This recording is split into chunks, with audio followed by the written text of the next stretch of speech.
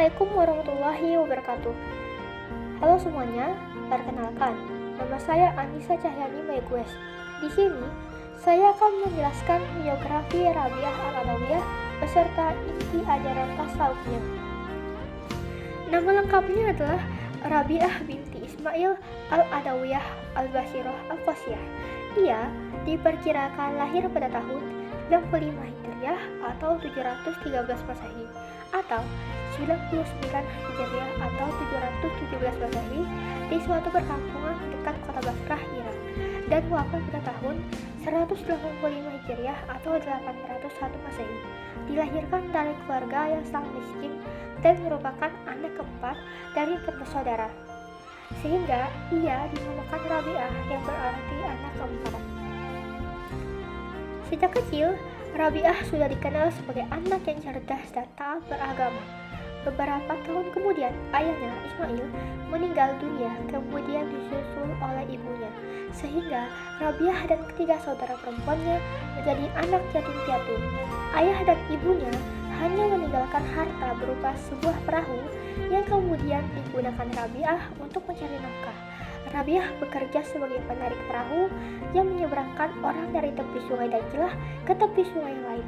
Sementara ketiga saudara perempuannya bekerja di rumah, menenun kain atau meminta benang. Ketika kota Basrah dilanda berbagai bencana alam dan kekeringan akibat kemarau panjang, kemudian Rabi'ah dan ketiga saudaranya memutuskan mencari penghidupan di kota. Namun, Rabi'ah terpisah dari ketiga saudara perempuannya sehingga dia hidup seorang diri. Pada saat itulah Rabi'ah diculik oleh sekelompok penyamun, kemudian dijual sebagai hamba sahaya atau budak seharga 6 dirham kepada seorang pedagang. Pada usia remaja ini, Rabi'ah menjadi salah satu remaja yang kehilangan kemerdekaannya dan menjadi amat yang dapat diperjualbelikan dari majikan yang satu ke majikan yang lain. Rabi'ah al-Adawiyah menjadi amat yang sangat laris karena muda, cantik, bersuara merdu, pandai menyanyi dan menari. Dari kemampuan menyanyi dan menarinya ini, membawa Rabi'ah menjadi penyanyi dan penari di istana Daullah Bani Abbasiyah di Baghdad. Suatu saat, ketika Rabi'ah sedang berdoa dan melakukan sholat malam, majikannya dikejutkan oleh cahaya di atas kepala Rabi'ah.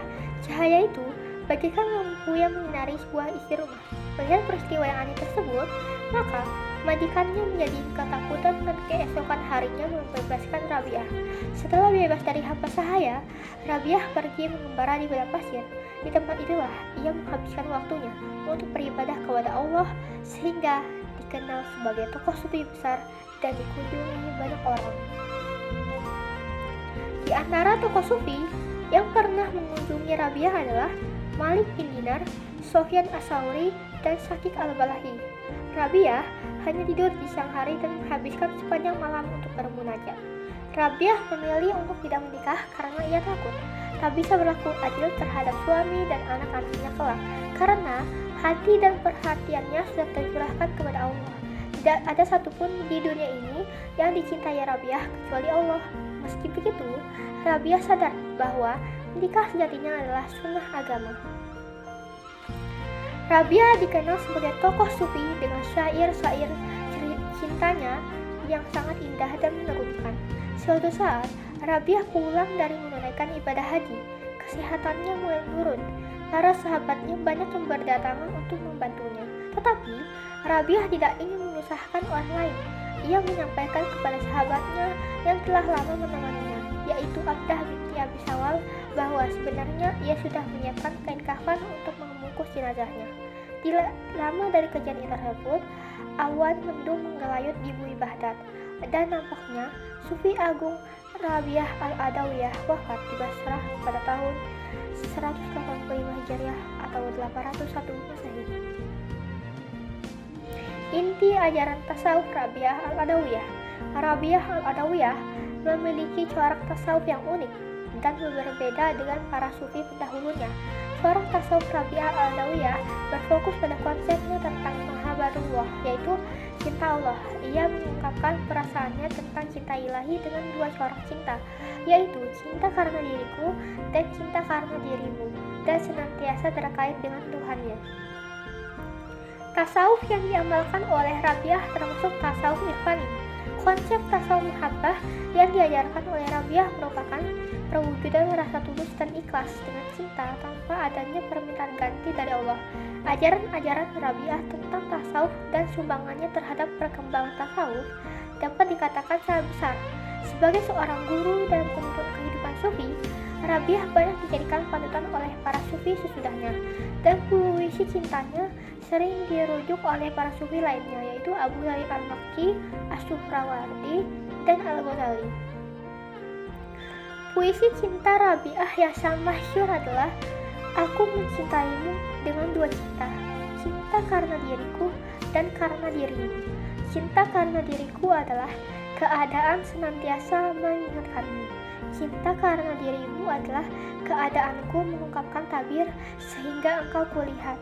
Baik ini maupun untuk itu, pujian bukanlah bagiku. Bagimu, pujian untuk semuanya." Al-Ghazali memberikan ulasan tentang syair cinta Rabi'ah al-Adawiyah tersebut sebagai berikut. Mungkin yang Rabi'ah maksudkan dengan cinta karena dirinya adalah cinta Allah karena kebaikan dan karunia-Nya di dunia ini. Sedangkan cinta kepadanya adalah karena Ia lahir dicintai keindahan dan keagungannya yang tersingkap kepadanya. Cinta yang kedua merupakan cinta yang paling luhur dan mendalam serta merupakan kelezatan melihat keindahan Tuhan. Sampailah kita di akhir.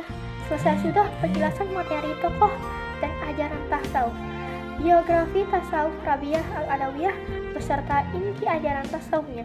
Semoga dengan adanya penjelasan dari saya ini dapat membantu mudah dimengerti oleh teman-teman sekalian. Mohon maaf jika ada salah kata. Kepada Allah saya mohon ampun. Terima kasih.